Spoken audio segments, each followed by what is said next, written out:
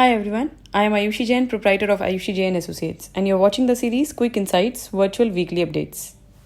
Today's coverage is first week of August. I will cover all the important updates, including notifications, clarifications, and guidelines of last week authority-wise, detailing the aim of the update or intent of authority and impact on the entities complying the same. I will also mention the source at the bottom of every screen and in the description box below for your ready reference.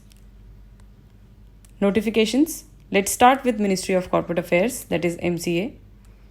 MCA has clarified regarding the dispatch of notice for right issue by the listed companies.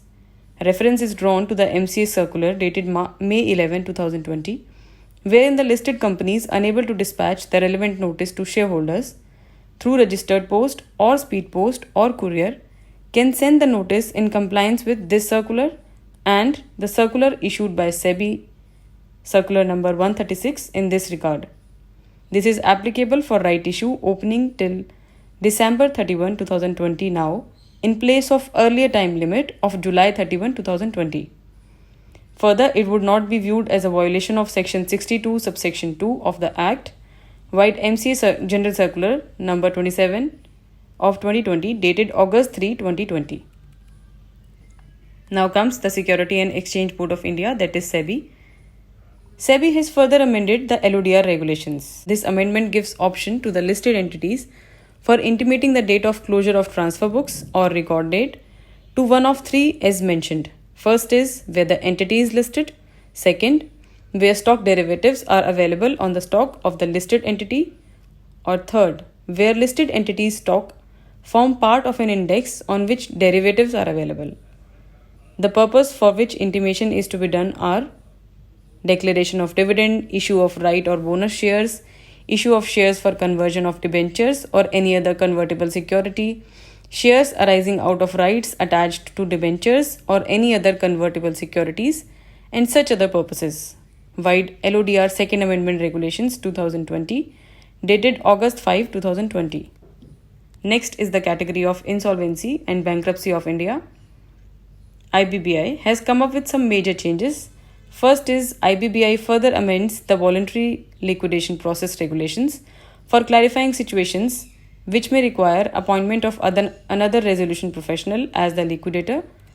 The amendment clarifies that the corporate person may replace the liquidator by appointing another insolvency professional as liquidator by a resolution of members or partners or contributories, as the case may be, under Section 59(3)(c) of the Act or Regulation 3(1). Now, the insolvency professional also shall, within 3 days of his appointment as liquidator, intimate IBBI about such appointment. Second update of IBBI is IBBI notified the IBBI Liquidation Process Third Amendment Regulations 2020, whose main aim is to clarify regarding the fees to be paid to the liquidator in situations. Just to give the background of this update, when a company goes into liquidation under the IBC, generally, the Committee of Creditors appoint a liquidator and decides on a fixed fee to be paid for their services. However, in the absence of a fixed fee, IBBI regulations stipulate the liquidator's fee as a percentage of the amount realized and distributed through the liquidation process.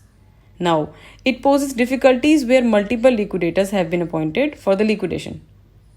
One is realizing and other is distributing the assets of the company. This amendment made to the regulations clarifies that where a liquidator realizes any amount but does not distribute the same, he shall be entitled to a fee corresponding to the amount realized by him. Similarly, the opposite applies to a liquidator who distributed the amount but did not realize it. Third IBBI update. In a major amendment to the Corporate Insolvency Resolution Process Regulations, the Committee of Creditors can now vote on all compliant resolution plans simultaneously. The plan which receives the highest votes, subject to the 66% regulatory threshold, shall be considered approved. According to experts, the move is likely to reduce the amount of litigation involved in the CIRP.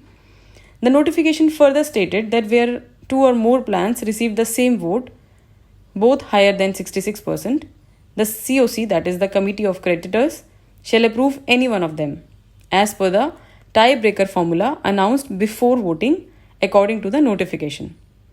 The tiebreaker formula could seem to be the most important factor in a resolution plan getting selected.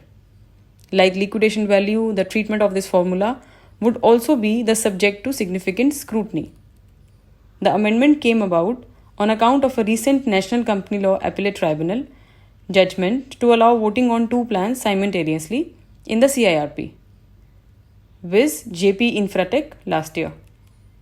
Coming to the clarifications and guidelines part, in continuity for IBBI, IBBI has compiled the important orders and judgments of adjudicating authority, NCLAT, high courts to facilitate the insolvency professionals conducting liquidation process.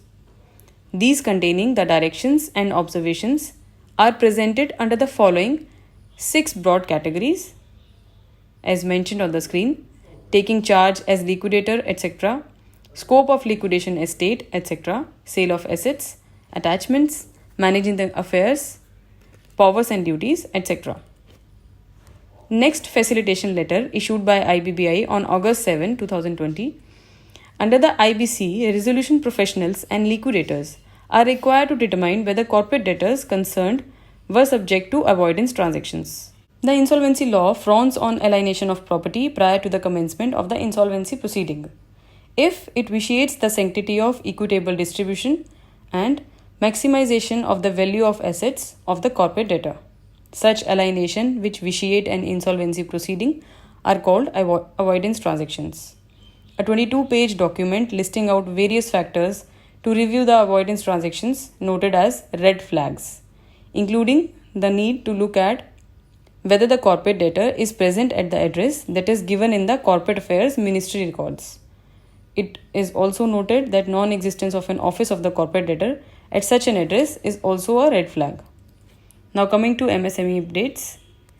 In furtherance to the Msme notification dated June 26, 2020, MCA has provided clarification that for the existing enterprises registered prior to June 30, 2020 shall continue to be valid only for a period up to March 31, 2021. And existing Udyog Aadhaar memorandum can be edited on UAM portal only till March 31, 2021. So this was August week 1 updates. Do let me know your views and suggestions on this initiative. It is the demand of the day to stay updated, and by this series I would like to contribute my bit for the same. Thank you for your patient listening.